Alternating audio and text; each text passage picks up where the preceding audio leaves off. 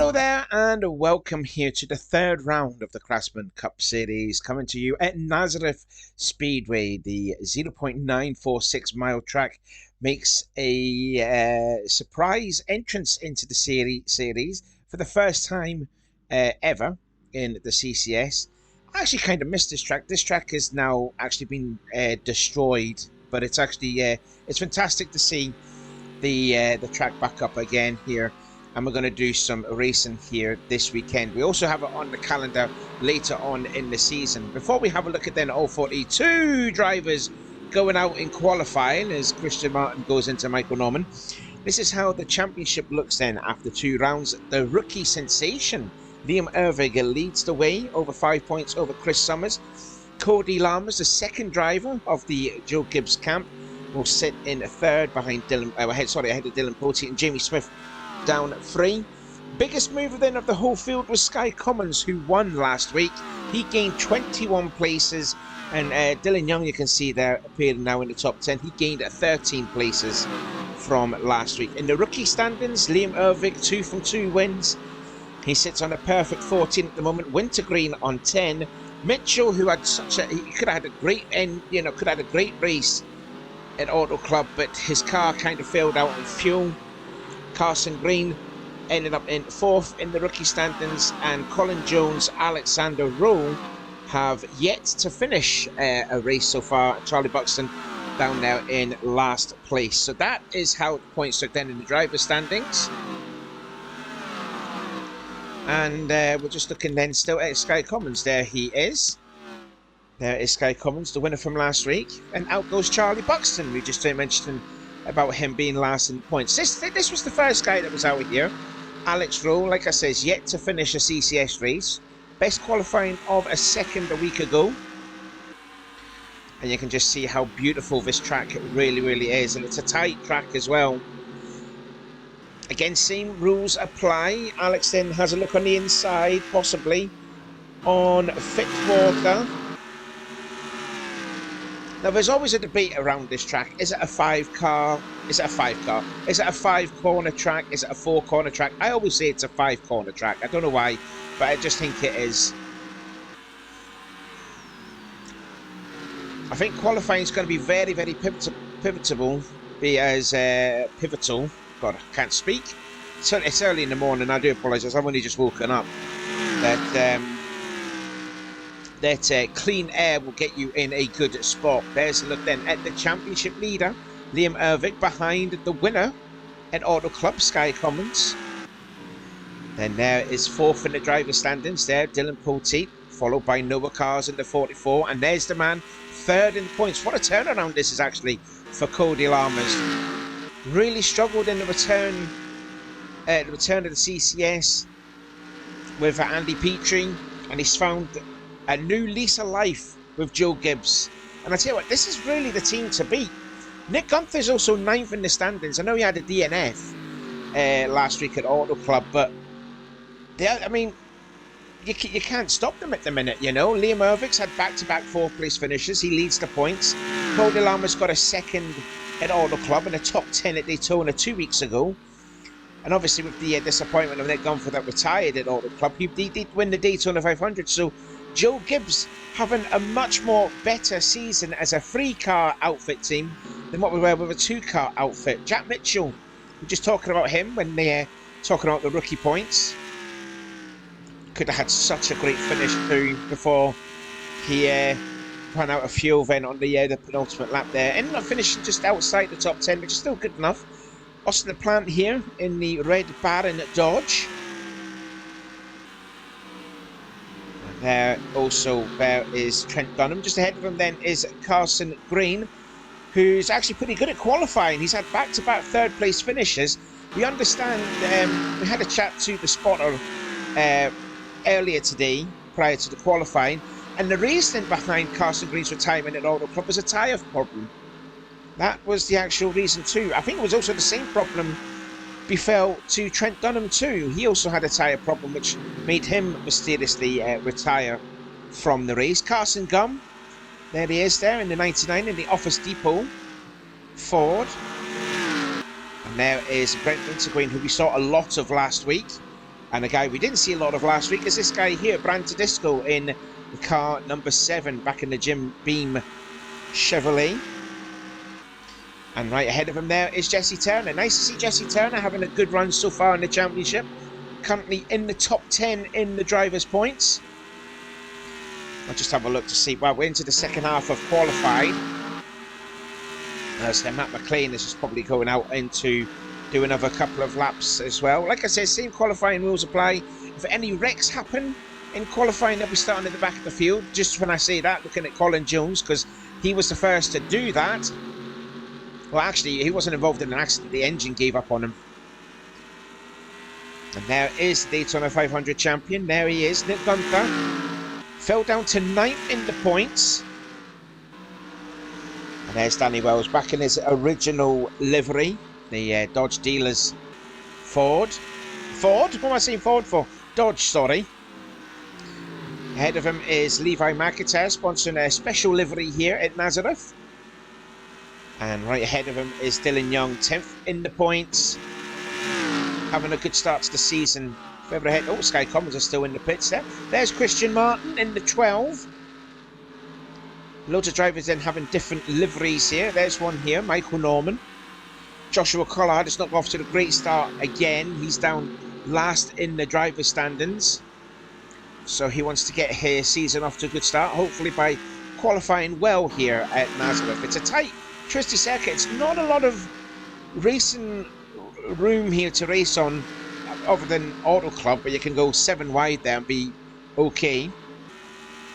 So you've got to be very, very precise on this track. You know, it's a short track. It's less than a mile long. You've got to be really precise on your overtaking.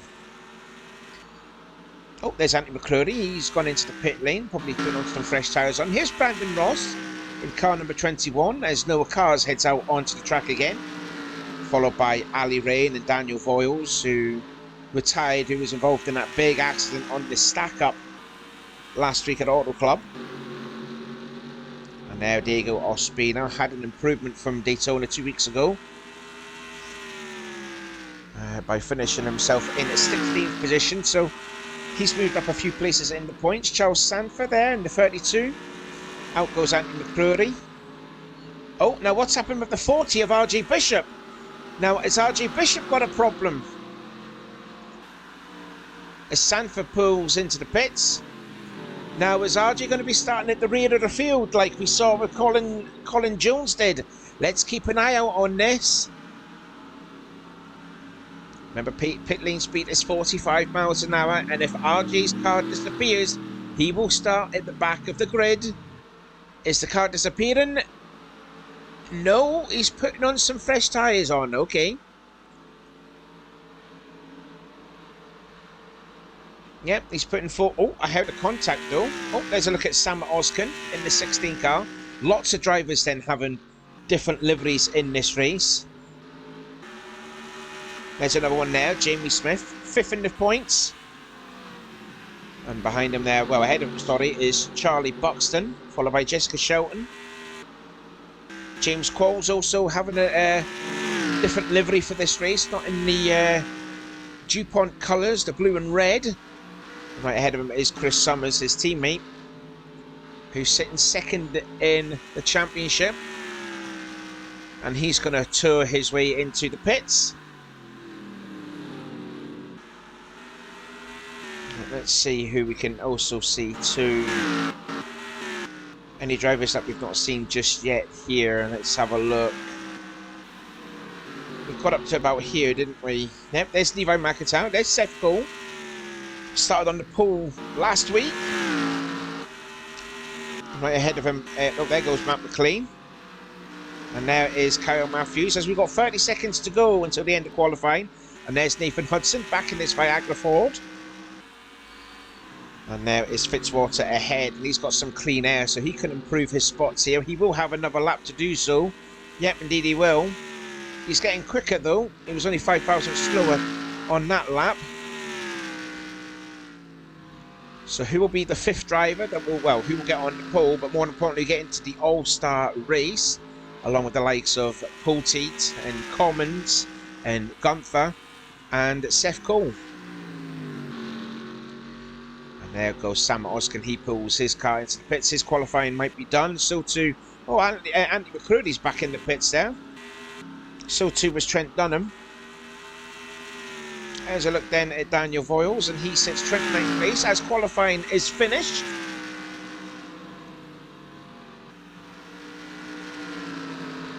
And we'll just keep an eye out on now on Daniel Voiles because I mean it's such a lovely, lovely looking livery there. 26 seconds to go until we'll pause it.